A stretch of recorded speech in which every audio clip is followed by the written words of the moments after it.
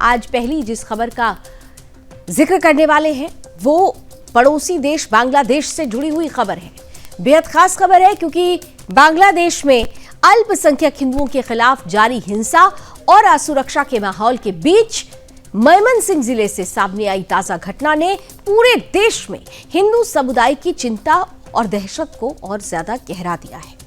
भालुका उपजिला स्थित एक garment factory के भीतर सुरक्षा ड्यूटी के दौरान हिंदू समुदाय से ताल्लुक रखने वाले बजेंद्र बिस्वास, जिनकी उम्र 42 साल थी, उनकी गोली लगने से मौत हो जाती है। इस मामले में उनके अपने ही साथी नोमान मियां को पुलिस ने गिरफ्तार कर लिया है। लेकिन जिस तरह से ये घटना हुई है और जिस समय पर हुई है, उसने इसे केवल एक दुर्घटना मानने पर गंभीर सवाल खड़े कर दिए हैं। पुलिस के अनुसार बजेंद्र बिस्वास और नोमान मियां दोनों फैक्ट्री के भीतर बने अंसार बैरक में तैनात थे। शुरुआती जांच में दावा किया गया कि बातचीत के दौरान नोमान मियां ने सरकारी तौर पर जारी शॉटगन को मजाक में बजेंद्र की ओर तान दिया और इसी दौरान अचानक गोली चल गई। गोली सीधे बजेंद्र की बाई जांघ में लगी, जिससे वो गंभीर रूप से घायल हो गए। उन्हें तुरंत भालुका उपजिला स्वास्थ्य परिसर ले जाया गया, लेकिन अत्यधिक रक्त बह जाने की वजह से डॉक्टर उन्हें बचा नहीं सके और उन्हें मृत घोषित कर दिया गया। हालांकि पुलिस इसे लापरवाही या दुर्घटना करार देने की कोशिश कर रही है, लेकिन बांग्लादेश में हाल ही के महीनों में हिंदुओं पर हो रहे लगातार हमलों को देखते हुए इस घटना को लेकर संदेह गहराता जा रहा है। सवाल उठ रहे हैं कि क्या ये वाकई मजाक में चली गोली थी या इसके पीछे कोई साजिश, नफरत या पूर्व नियोजित हिंसा छिपी हुई है। खास तौर पर ऐसे समय में इसलिए भी ये खास माना जा रहा है क्योंकि ये घटना ऐसे समय में हुई है जब देश के कई हिस्सों में हिंदू समुदाय खुद को असुरक्षित महसूस कर रहा है। मृतक बजेंद्र बिस्वास सिलहट सदर के कादरपुर गांव के निवासी थे। वो अपने परिवार के एकमात्र कमाने वाले बताए जा रहे थे। उनकी मौत से परिवार पर दुखों का पहाड़ टूट पड़ा है। स्थानीय लोगों के अनुसार बजेंद्र शांत स्वभाव के व्यक्ति थे और वर्षों से अंसार बल में ही सेवा दे रहे थे। वहीं आरोपी नोमान मियां सुनामगंज जिले के ताहिरपुर थाना क्षेत्र का रहने वाला है। पुलिस ने उसे हिरासत में लेकर सरकारी शॉटगन जब्त कर ली है और हत्या का मामला दर्ज करके कानूनी कार्रवाई भी शुरू कर दी गई है। यह घटना कोई अलग थलग मामला नहीं है। आपको याद होगा कि इससे महज 11 दिन पहले ही अभी 18 दिसंबर को इसी भालुका इलाके में दीपू चंद्र दास नामक हिंदू युवक की निर्मम हत्या ने पूरे बांग्लादेश को झकझोर दिया था। आरोप है कि दीपू चंद्र दास को भीड़ ने पीट कर मार डाला और फिर उसके शव को बीच चौराहे पर जला दिया गया। उस घटना के बाद भी हिंदू समुदाय में आक्रोश और डर का माहौल था और अब बजेंद्र बिस्वास की मौत ने उस डर को और ज्यादा गहरा कर दिया है। मानवाधिकार संगठनों और अल्पसंख्यक अधिकारों के लिए काम करने वाले समूहों का कहना है कि बीते कुछ महीने में बांग्लादेश में हिंदुओं के खिलाफ हिंसा, अपमान, धमकियां और हत्याओं की घटनाओं में लगातार इजाफा हुआ है। कई मामलों में तो ये जांच धीमी रहती है या फिर दोषियों को सख्त सजा नहीं मिल पाती। इससे हमलावर के हौसले और ज्यादा बुलंद हो जाते हैं और अल्पसंख्यक समुदाय का भरोसा कानून व्यवस्था से उठता जा रहा है। भालुका की ताजा घटना ने एक बार फिर ये सवाल खड़े कर दिए हैं कि क्या बांग्लादेश के औद्योगिक क्षेत्रों और ग्रामीण इलाकों में हिंदू सुरक्षित नहीं है। फैक्ट्री परिसर में जैसे सुरक्षित माने जाने वाले स्थान पर सरकारी हथियार से एक हिंदू अंसार सदस्य की मौत ने सुरक्षा व्यवस्था और जवाबदेही दोनों पर ही सवालिया निशान लगा दिया है। हिंदू समुदाय के नेताओं का कहना है कि इस मामले की निष्पक्ष, पारदर्शी और समयबद्ध जांच होनी चाहिए ताकि सच्चाई सामने आ सके और ये स्पष्ट हो सके कि ये हादसा था या फिर हत्या। एक और हिंदू की मौत के बाद पूरे बांग्लादेश में हिंदू समुदाय दहशत में है। लोग आशंकित हैं कि अगर सुरक्षा बलों में तैनात हिंदू भी सुरक्षित नहीं है तो फिर आम नागरिकों की सुरक्षा का क्या हाल होगा। भालुका की ये घटना अब केवल एक आपराधिक मामला नहीं रह गई, बल्कि ये बांग्लादेश में अल्पसंख्यक हिंदुओं की सुरक्षा, उनके न्याय और अस्तित्व से जुड़ा एक बड़ा सवाल बन चुकी है।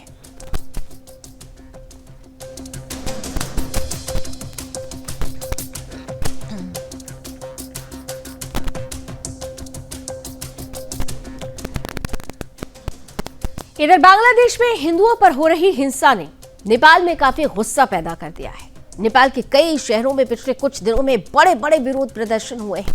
खासकर वीरगंज, जनकपुर धाम और गोला बाजार में लोगों का आक्रोश सामने आया है, जहां लोग सड़कों पर उतरे, बांग्लादेश सरकार से हिंदुओं की सुरक्षा की मांग की। प्रदर्शन मुख्य रूप से नेपाल के तराई इलाकों में हुए, जहां हिंदू आबादी ज्यादा है। गोला बाजार, सिरहा जिला और इन इलाकों की अगर बात की जाए तो हिंदू अधिकार समूह राष्ट्रीय एकता अभियान ने रैली निकाली। प्रदर्शनकारियों ने ईस्ट वेस्ट हाईवे को कुछ देर के लिए ब्लॉक भी कर दिया, जिससे ट्रैफिक जैम भी हुआ। जनकपुर धाम में महिला अभियान जनकपुर धाम के बैनर तले महिलाओं ने भी प्रदर्शन किया।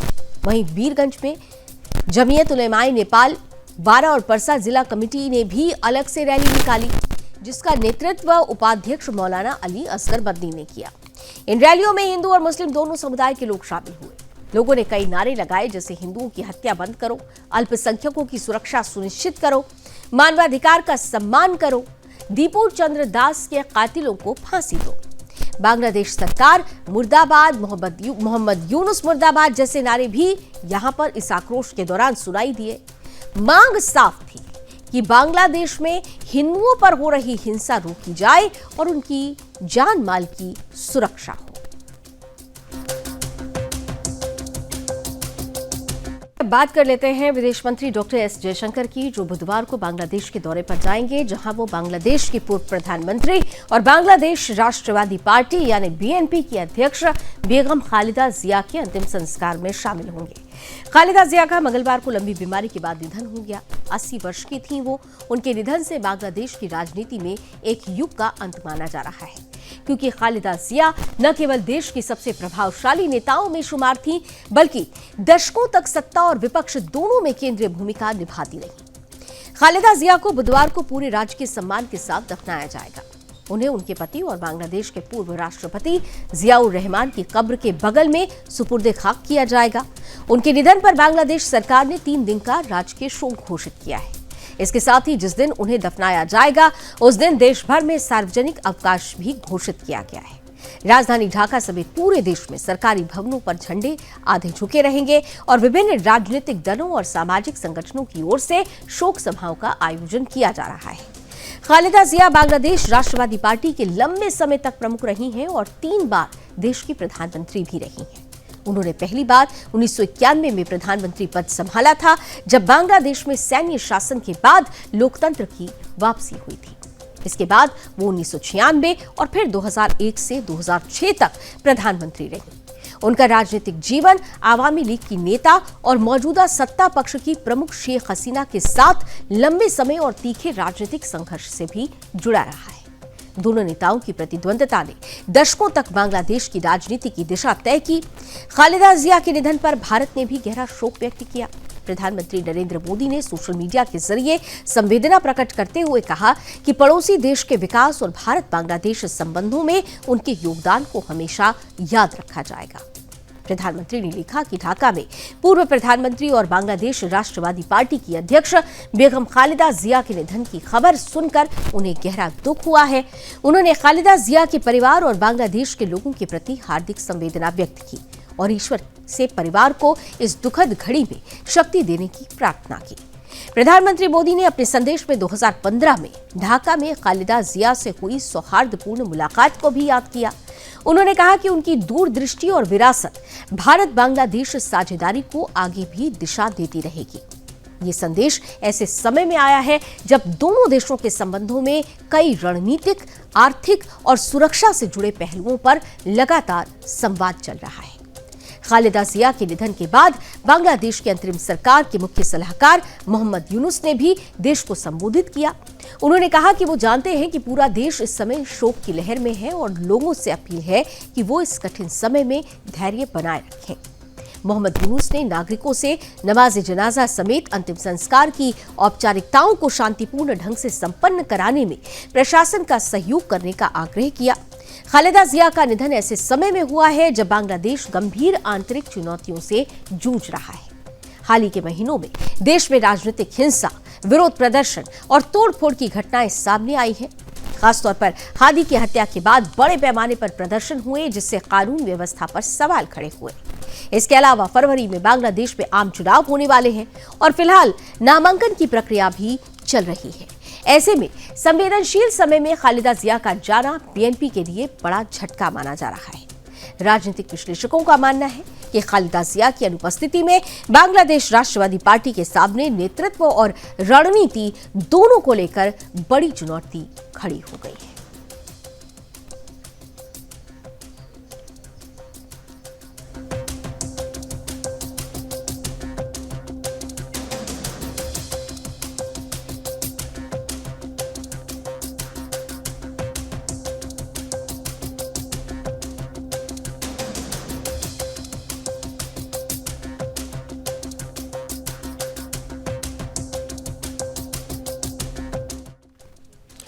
और आइए अब बात कर लेते हैं पश्चिम बंगाल की। वो पश्चिम बंगाल जो चुनावों की दहलीज पर आ चुका है, चुनाव के मुहाने पर आ चुका है। 2026 में पश्चिम बंगाल में चुनाव होना है और यही वजह है कि मिशन बंगाल पूरी तरह से अपने चरम पर पहुंचने वाला है, क्योंकि अमित शाह ने, गृह मंत्री अमित शाह, जिनकी मौजूदगी पश्चिम बंगाल में रही, उन्होंने आज मिशन बंगाल के लिए बिगुल फूंक दिया।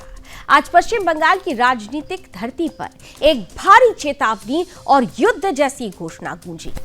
केंद्रीय गृह मंत्री अमित शाह ने कोलकाता में प्रेस कॉन्फ्रेंस और जनसभा में सीधी चुनौती दी। सीधे सीधे ममता बनर्जी और तृणमूल कांग्रेस को शाह ने कहा कि घुसपैठिए तो छोड़िए, परिंदा भी पर नहीं मारेगा। एक ऐसा बयान जिसने बंगाल की सत्ता और कानून व्यवस्था की स्थिति पर सवाल उठा दिया। उन्होंने आरोप लगाया कि अगर बीजेपी सत्ता में आती है तो बंगाल में अवैध घुसपैठ पूरी तरह से बंद कर दिया जाएगा और हर घुसपैठियों को देश से बाहर निकाला जाएगा। उन्होंने ममता सरकार पर राष्ट्रीय सुरक्षा को खतरे में डालने का भी आरोप लगाया। कहा कि बांग्लादेश सीमा पर अवैध घुसपैठ रोकने में राज्य सरकार सहयोग नहीं करती है, जिससे फेंसिंग यानी सीमा बाड़बंदी नहीं हो पा रही है और राज्य की सुरक्षा प्रभावित हो रही है। न केवल राज्य की बल्कि इससे देश की सुरक्षा भी खतरे में पड़ रही है। अमित शाह ने टीएमसी पर टोल सिंडिकेट और भ्रष्टाचार की धारा प्रवाह लिस्ट भी जारी की। आरोप लगाया कि ममता सरकार ने योजनाओं को भ्रष्टाचार की चपेट में डाला है और सुरक्षा, विकास, कानून व्यवस्था में विफलता का ठीकरा केवल वहां की सत्ता पर फोड़ा गया है। उन्होंने यह भी स्पष्ट किया कि भाजपा 2026 विधानसभा चुनाव में भारी बहुमत से जीत दर्ज करेगी और बंगाल में नई सरकार बनेगी। एक ऐसी सरकार जो विकास, संस्कृति और लोक कल्याण को प्राथमिकता देगी। शाह ने सीधे कहा कि भय, भ्रष्टाचार और कानून व्यवस्था की विफलता बंगाल की पहचान बन चुकी है और यही कारण है कि बंगाल के लोग बदलाव चाहते हैं। ये बयान उस समय आए हैं जब बंगाल 2026 विधानसभा चुनावों की ओर बढ़ रहा है। राजनीतिक तापमान चरम पर है। घुसपैठ, सीमा सुरक्षा, भ्रष्टाचार और विकास जैसे मुद्दे चुनावी रणभूमि में केंद्रीय मुद्दे बन चुके हैं। और ऐसे में सवाल यह है कि क्या ममता बनर्जी और टीएमसी इस आक्रामक चुनौती का जवाब दे पाएंगे? हालांकि ममता बनर्जी ने इसका जवाब देने की कोशिश जरूर की। प्रधानमंत्री नरेंद्र मोदी और गृहमंत्री अमित शाह पर उन्होंने प्रहार जरूर किया, लेकिन जिस तरीके से घुसपैठ के मुद्दे को बीजेपी ने उठाया है, जिस तरीके से घुसपैठ को राज्य के विकास और राज्य के हितों के लिए नुकसानदायक बताया, जिस तरीके से राज्य और राष्ट्र की सुरक्षा के लिए घुसपैठ को और घुसपैठियों को ममता बनर्जी का वोट बैंक बताया, वो निश्चित रूप से आने वाले समय में ममता बनर्जी के लिए एक बड़ी चुनौती बनने वाली है।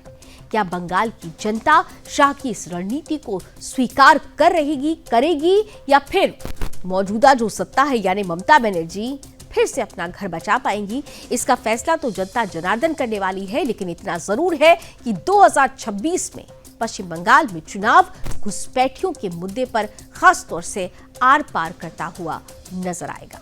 किस तरीके से गृहमंत्री अमित शाह ने आज तीखा प्रहार ममता बनर्जी पर बोला, आइए उनके शब्दों में सुनिए।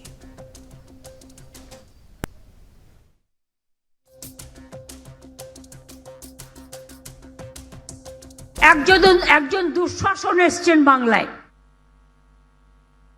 ভোট আসলে দুর্যোধন আর দুঃশাসনরা আসেন,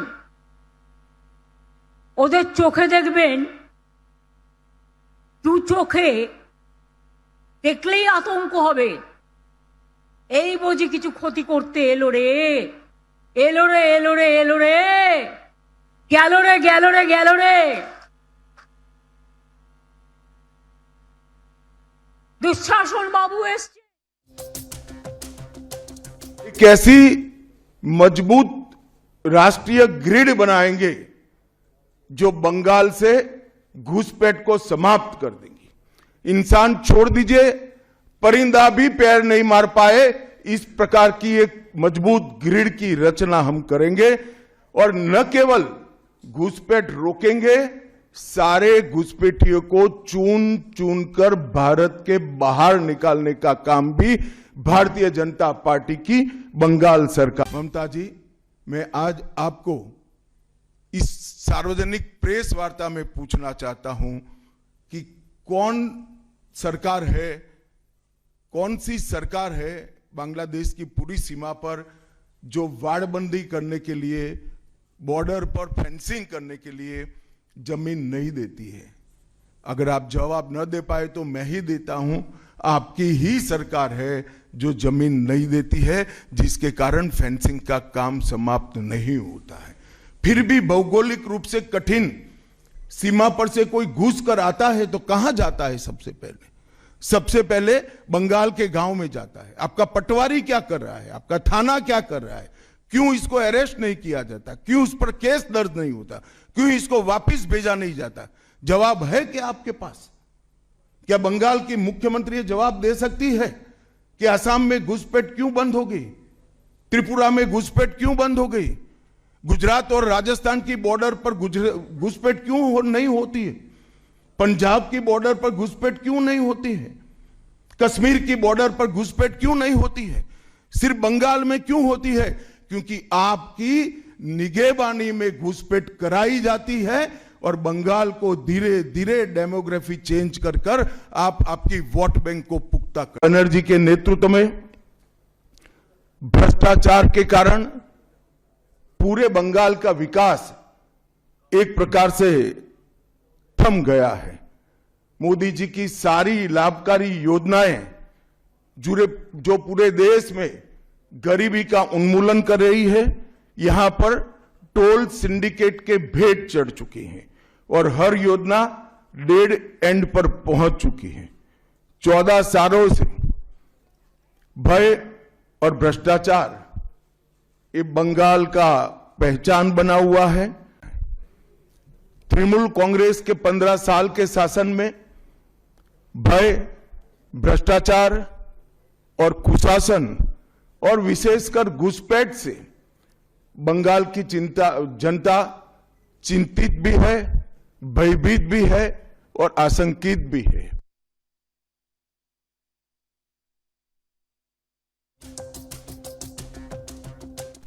तो अमित शाह ने प्रहार किया है और इस प्रहार का कितना असर होगा ये देखना बेहद दिलचस्प होने वाला है। और दिलचस्प अगर बात की जाए तो एक और दिलचस्प तस्वीर कल सामने आएगी जब कांग्रेस नेता प्रियंका गांधी वाड्रा और बिजनेसमैन रॉबर्ट वाड्रा के बेटे रेहान गांधी 25 साल के हैं और अब वो सगाई करने वाले हैं। कल राजस्थान में एक हाई प्रोफाइल सगाई की तस्वीरें सामने आएगी। राजस्थान के रणथंभौर में एक बड़ी सगाई सेरेमनी होने जा रही है। माना जा रहा है कि शादी कुछ महीनों में होगी। अबीबा बेग और उनका परिवार दिल्ली में रहता है। अबीबा बेग जो उनकी 7 साल पुरानी गर्लफ्रेंड है रेहान की, जिनके साथ अब वो विवाह बंधन में बंधने वाले हैं। अबीबा बेग जिनके पिता इमरान बेग बिजनेसमैन हैं और उनकी मां नंदिता बेग इंटीरियर डिजाइनर हैं। प्रियंका गांधी वाड्रा और नंदिता बेग पुरानी दोस्त बताई जा रही हैं। खबर यह है कि नंदिता बेग ने कांग्रेस हेडक्वार्टर इंदिरा भवन के इंटीरियर डिजाइन में प्रियंका गांधी की मदद की थी।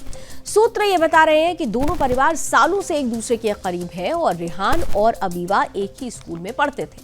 रेहान वाड्रा ने देहरादून के दून स्कूल में पढ़ाई की, उसी स्कूल में जहां राजीव गांधी और राहुल गांधी ने पढ़ाई की थी। इसके बाद वो राजनीति में हायर एजुकेशन के लिए लंदन के school of oriental and African studies चले गए। रेहान विजुअल आर्टिस्ट हैं जो 10 साल की उम्र से ही अपने लेंस से दुनिया को कैप्चर कर रहे हैं।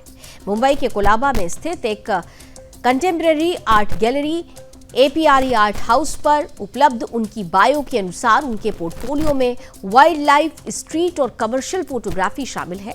2021 में रेहान वोड्रा ने नई दिल्ली के बीकानेर हाउस में अपनी पहली सोलो प्रदर्शनी डार्क परसेप्शन शुरू की थी, जिसमें उन्होंने कल्पना की आजादी थीम को दिखाया था। इस प्रदर्शनी में उन्होंने 2017 में स्कूल क्रिकेट मैच के दौरान आंख में चोट लगने के बाद रोशनी, जगह और समय के साथ अपने अनुभवों को साझा किया था। रिपोर्ट के अनुसार रेहान ने बताया था कि उन्होंने बहुत सारे ब्लैक एंड व्हाइट शूट करना शुरू कर दिया था। फोटोग्राफी रेहान का बचपन का पैशन रहा है, जिसे उनकी मां ने बढ़ाया। खास बात यह है कि उनके नाना यानी पूर्व प्रधानमंत्री राजीव गांधी को भी फोटोग्राफी काफी पसंद थी।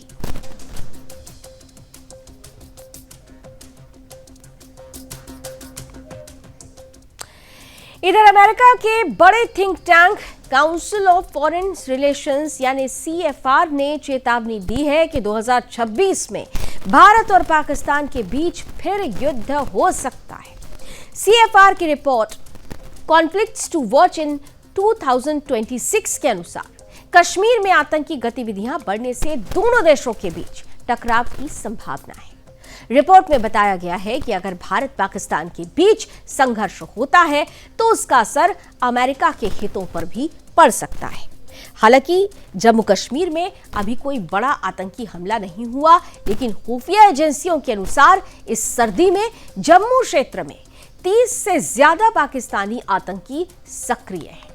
इधर भारत पाकिस्तान के बीच 10 मई को हुए संघर्ष विराम के बाद दोनों देशों ने हथियारों की खरीद तेज कर दी है। भारत में रक्षा अधिग्रहण परिषद यानी कि DAC ने हाल ही में 79,000 करोड़ रुपए के रक्षा सौदों को मंजूरी दी है, जिसमें drone, air to air missile और गाइडेड बम भी शामिल है।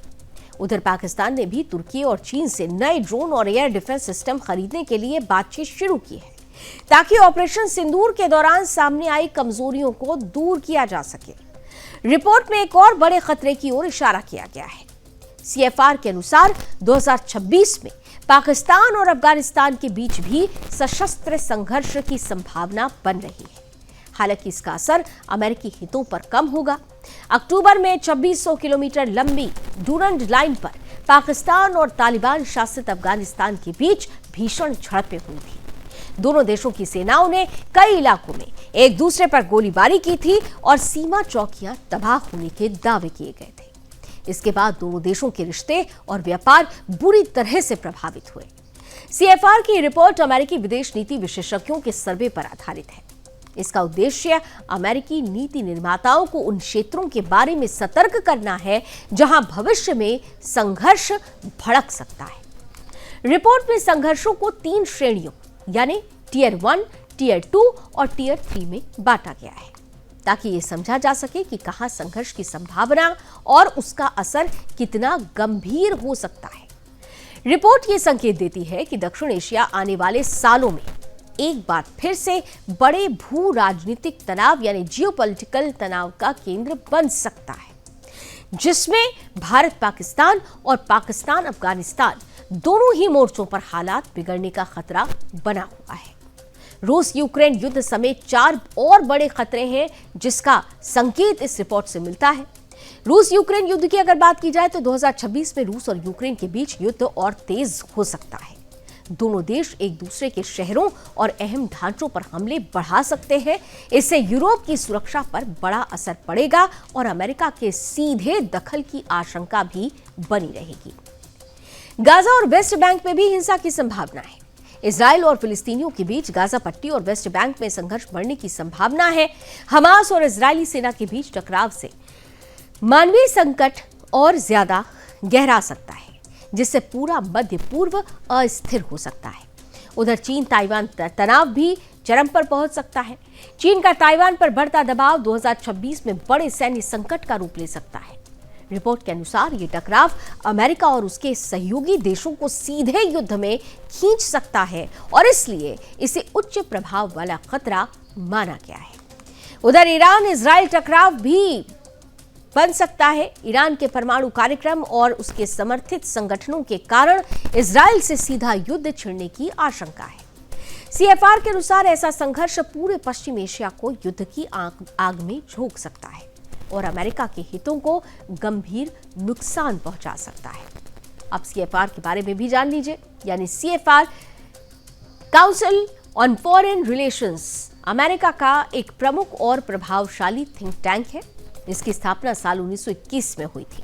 ये संस्था अमेरिका की विदेश नीति, राष्ट्रीय सुरक्षा और अंतर्राष्ट्रीय संबंधों पर रिसर्च करती है और रिपोर्ट जारी करती है।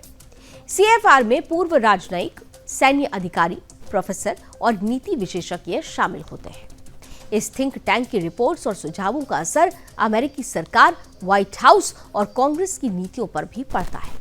यह थिंक टैंक दुनिया के संकटों, युद्धों और भू राजनीतिक हालात का आकलन करके भविष्य की संभावनाओं को लेकर चेतावनी देता है।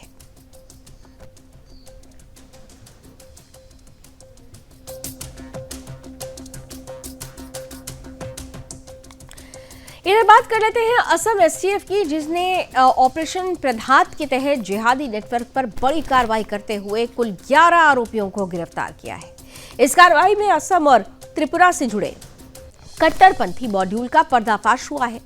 गिरफ्तार किए गए आरोपियों में 10 असम से और 1 त्रिपुरा से बताया जा रहा है। एसटीएफ के अनुसार इन सभी की भर्ती पूर्वा आकाश नामक एक डिजिटल प्लेटफॉर्म के माध्यम से की गई थी, जिसके जरिए युवाओं को कट्टरपंथी विचारधारा से जोड़ा जा रहा था। जांच में सामने आया है कि ये नेटवर्क असम के बक्सा, बारपेटा, चिरांग और दरांग जिलों में सक्रिय था। सुरक्षा एजेंसियों के अनुसार इन जिलों में स्लीपर सेल तैयार करने और राज्य में अशांति फैलाने की साजिश रची जा रही है, जिसके पीछे बांग्लादेश से जुड़े लिंक होने के संकेत मिले हैं। उधर असम एसटीएफ ने बताया कि ऑपरेशन के दौरान कई डिजिटल सबूत, मोबाइल फोन और संदिग्ध दस्तावेज भी जब्त किए गए हैं। एजेंसियां अब इस नेटवर्क की फंडिंग, विदेशी संपर्क और अन्य सहयोगियों की जांच कर रही है। सुरक्षा एजेंसियों का कहना है कि ये कार्रवाई राज्य की आंतरिक सुरक्षा के लिहाज से बेहद अहम है और आगे भी ऐसे नेटवर्क के खिलाफ सख्त अभियान जारी रहेगा।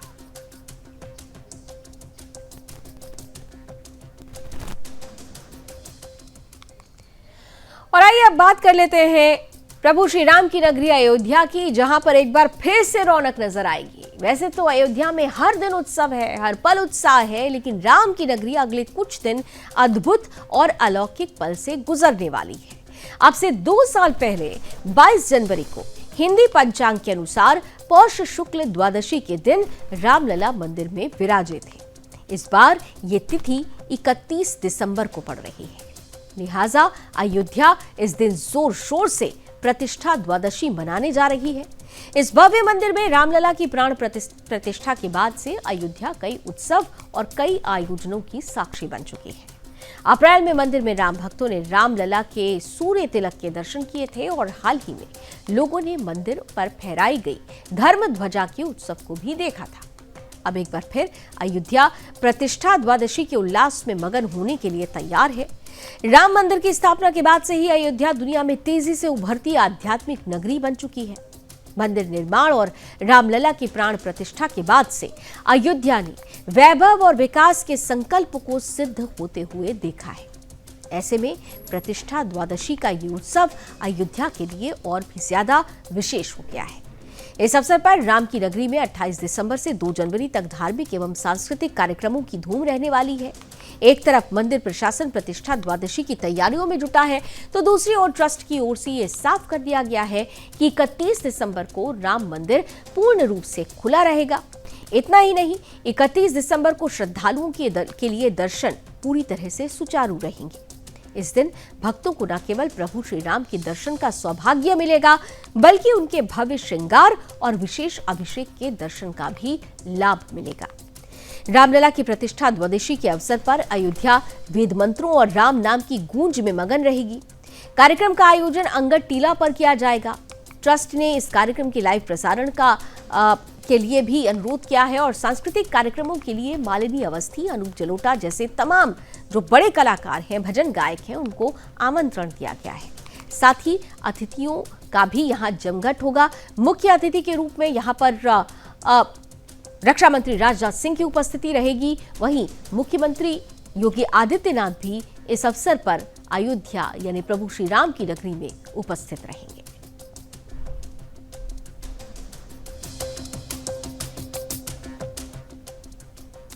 इधर चंडीगढ़ की बात कर लेते हैं, जहां झुग्गी से करोड़पति बने फाइनेंसर और प्रॉपर्टी डीलर रामलाल चौधरी पर ईडी ने शिकंजा कस दिया है। ईडी ने रामलाल और उसके बेटे अमित कुमार के खिलाफ मनी लॉन्ड्रिंग के मामले में चंडीगढ़ जिला अदालत में चार्जशीट दाखिल कर दी है। अदालत ने दोनों आरोपियों को पेश होने के लिए नोटिस जारी कर दिए हैं। चंडीगढ़ में ईडी की स्पेशल कोर्ट में इस मामले की सुनवाई 6 फरवरी से शुरू होगी। रामलाल चौधरी 4 साल पहले उस समय सुर्खियों में आया था जब चंडीगढ़ पुलिस ने उसे करोड़ों रुपए की धोखाधड़ी के 2 बड़े मामलों में गिरफ्तार किया था। इन मामलों में सामने आने के बाद ईडी ने उसके खिलाफ जांच शुरू की थी। करीब 3 साल तक चली जांच के बाद अब ईडी ने मनी लॉन्ड्रिंग केस में चार्जशीट दाखिल की है। सूत्र ये कह रहे हैं कि रामलाल चौधरी ने पिछले कुछ वर्षों में अवैध तरीके से 150 करोड़ रुपए से ज्यादा की संपत्ति बनाई।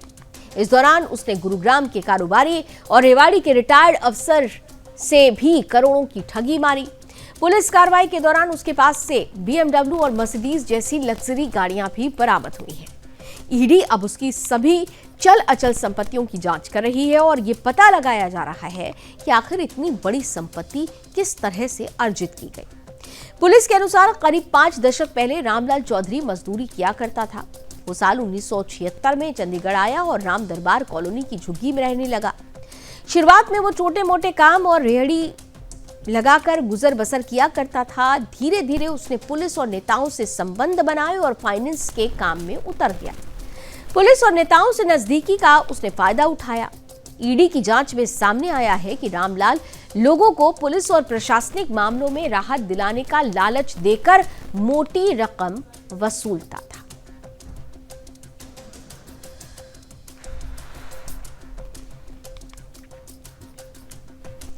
इधर प्रधानमंत्री नरेंद्र मोदी ने रूस के राष्ट्रपति व्लादिमीर पुतिन के आवास पर यूक्रेन के कथित ड्रोन हमले की खबरों पर गहरी चिंता व्यक्त की है।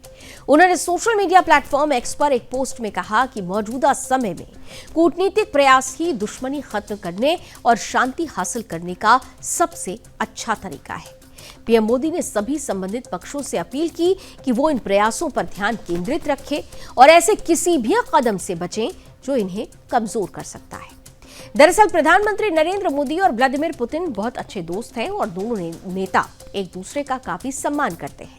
पीएम मोदी ने एक्स पर अपने पोस्ट में लिखा, रूस के राष्ट्रपति के आवास को निशाना बनाने की खबरों से हम बहुत चिंतित हैं। मौजूदा समय में जारी कूटनीतिक कोशिशें दुश्मनी खत्म करने और शांति हासिल करने का सबसे अच्छा रास्ता है। हम सभी संबंधित पक्षों से आग्रह करते हैं कि वो इन कोशिशों पर ध्यान केंद्रित रखें और ऐसे किसी भी काम से बचें जो इन्हें कमजोर कर सकता है। बता दें कि पीएम मोदी का ये बयान ऐसे समय में आया है जब रूस ने यह दावा किया है कि यूक्रेन के 91 लंबी दूरी के ड्रोन्स ने पुतिन के नोवगोरोड इलाके में स्थित कंट्री रेजिडेंट्स पर हमला करने की कोशिश की।